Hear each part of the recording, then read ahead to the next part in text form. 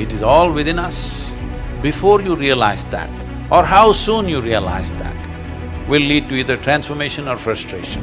It may be just momentary for a whole lot of people, because people will feel terrified. You will see they were struggling in pain, this, that was happening. A few are bewildered, what's happening? Because they never thought this will happen to them.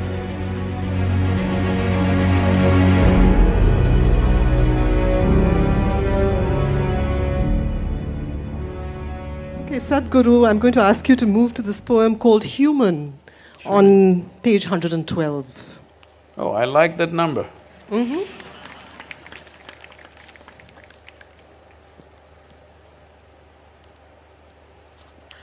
112. Human. Human. Even when at home, I longed for home, searing pain of longing for home, strangely got cured in being homeless. When the walls of home dissolved, a pristine home, unwalled and unfettered, devoid of love, affection or companions blossomed, shall I call it my being?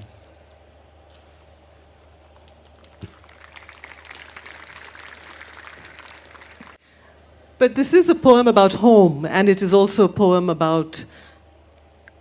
It's a poem about a kind of homesickness, and then it's a poem about a kind of homelessness, and then it's a poem about homecoming. And I wanted you to tell us more about that journey, because I think in some way many of us have shared that journey, but not on the level of… not in the profundity that you're talking about it here, but I think many of us have had glimpses of that journey. Is this the blueprint for almost every seeker? Yeah, I would say there's literally no human being who is not confronted with a thought and an emotion like that, but they manage to brush it aside. It doesn't bother them enough. The pain of not knowing doesn't tear them, that's the whole problem. They come to terms with ignorance, they make a deal with ignorance. They will build relationships where everybody will confirm this is the best way to live, of comfort, companionship, love, affection. These are all things you're seeking. I know a whole lot of people have raised human emotions to heavens. If you say love, they say divine love. If you say joy, they say divine joy. If you say bliss, they say divine bliss. You don't need any God's help to be joyful, loving, peaceful. As a human being, you're endowed with these qualities. So all those who deprived themselves of that, they either seek God or they settle for a dog. Yeah, usually. Because they want a unconditional love, this is a demand.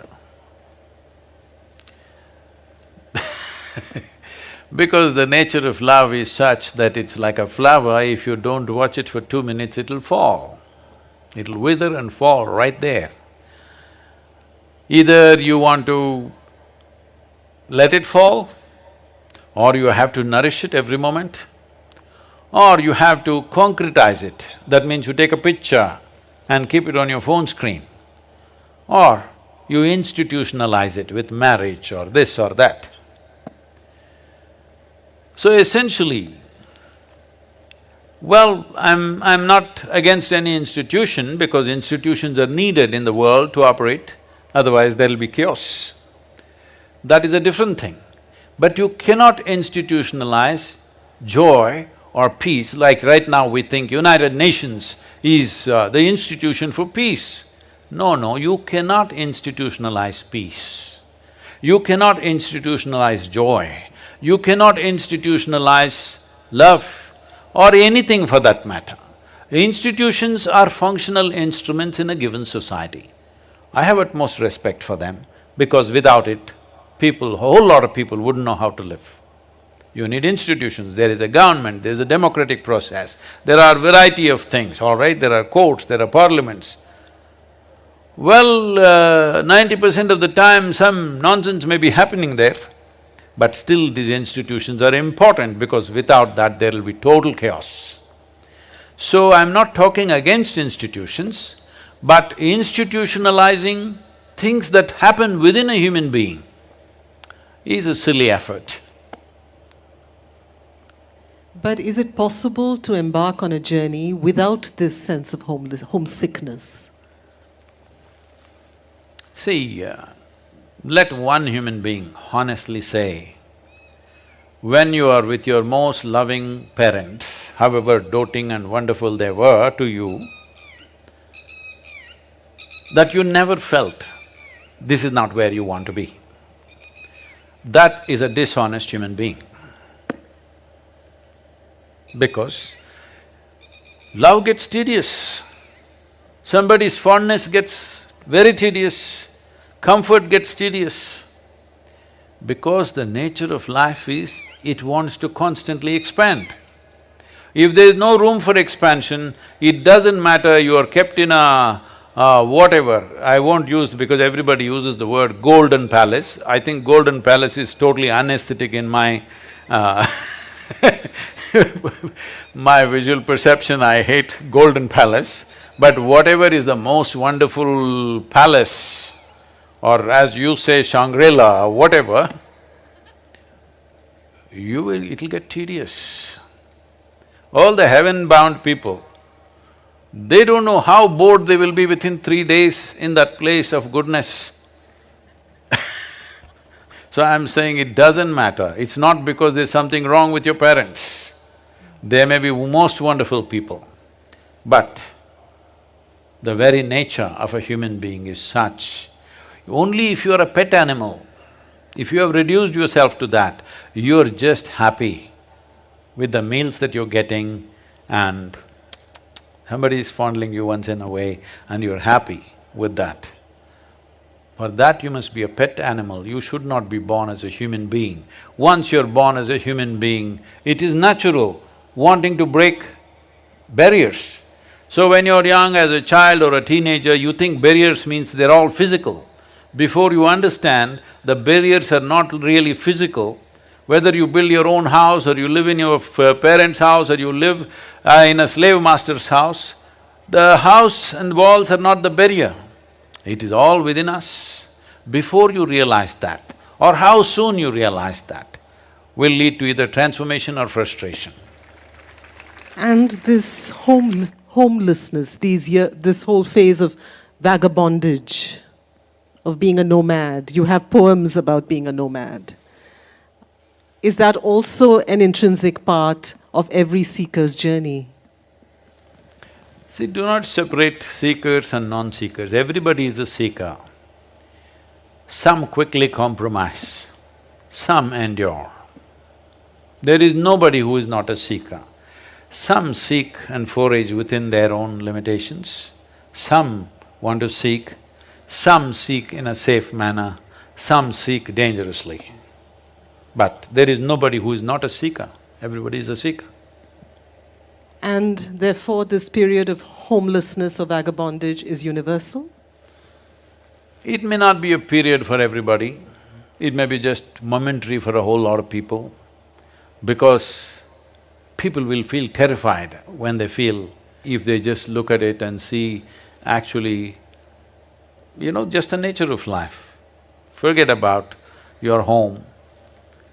Suppose you left somewhere, I've seen people, when we were children, when we were growing up, Mysore has a Dasara exhibition which goes on for 1.5 months.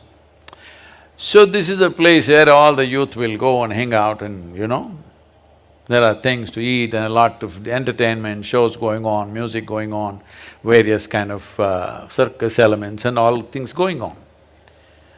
In this in this exhibition grounds, which is hardly maybe 10-15 acres, maybe 20 acres of land, and full of lights everywhere and shops and stuff's going on. Every day, either children or women or some men, they get lost from their families in that crowd. Maybe 50,000 to 100,000 people will be milling around and people get lost. All the time when the music show is happening, one policeman will announce, there is a child here by name Vikram, his father's name is this thing, his mother's name is this thing, he is crying here, come immediately. Hey, God damn it, we came to listen to music. If you brought a child, figure out how to hold on to you. If you don't figure that out, ask him to come and wait at the gate and pick him up there. Nothing is going to happen, all right?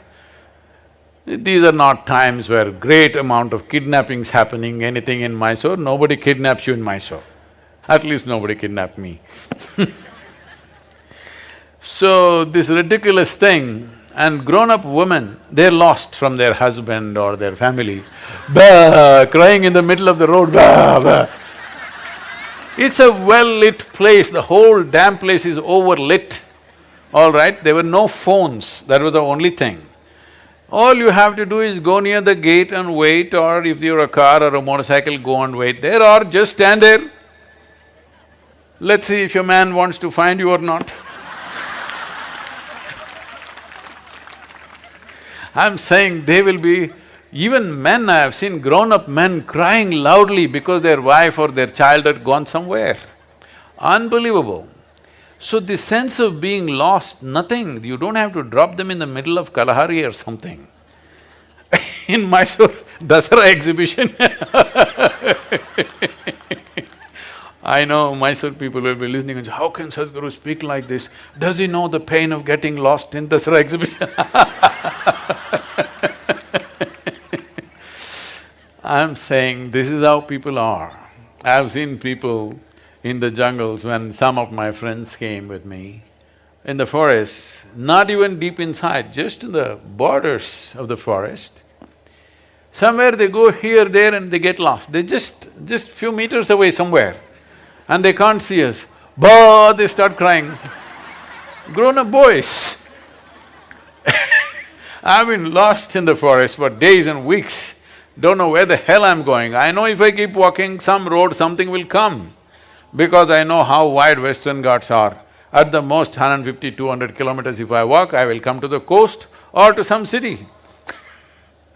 But in the meantime, you should see how people behave, because for them, nothing big needs to happen. Smallest things, if they lose their wallet, psst. They lose their phone, gone.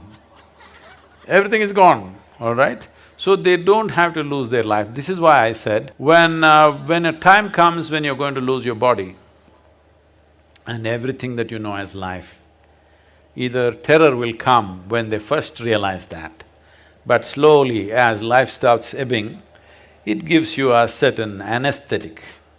This is the nature of life. Because life doesn't just pop out like this, it is leaving slowly. As it starts leaving slowly, you will see there is a kind of an anesthetic, there's a kind of comfort that they come to. You will see they were struggling in pain, this, that was happening, but as death is slowly coming, approaching, last few days you see they become peaceful, nice, some of them even joyful. A few are bewildered, what's happening? Because they never thought this will happen to them. So, being lost is not about a certain situation, it is the nature of life. It is the nature of life. You have been given the intelligence to find out what is the nature of life. If you did not have the intelligence, if you were like any other creature, none of them have those problems. They're never lost, they're all fine. Physically, they may be lost in the terrain sometimes, but otherwise they're just fine. They never feel lost. This is the greatest privilege that human being has. You can be lost. Just believe me, if you cannot be lost, obviously you're chained, isn't it? You're chained? Of course. See, these days I've seen, especially in United States, people are taking their children with a… what do you call this? On a leash? A leash, like a dog leash. They can pull it, there is a thing where you can shorten the leash or lengthen the leash according to the traffic and whatever else is happening. A child is running, it's on a leash. Maybe for single mothers it's a convenient way of handling, I can understand, there are no 2, 3 people to run after the child. the mother doesn't have the energy of the child because he runs all over the place. Maybe it's a practical solution, I'm not commenting about that. But one who is on the leash or a chain cannot be lost, isn't it? You need to understand, being lost is a great privilege because you are not on a chain.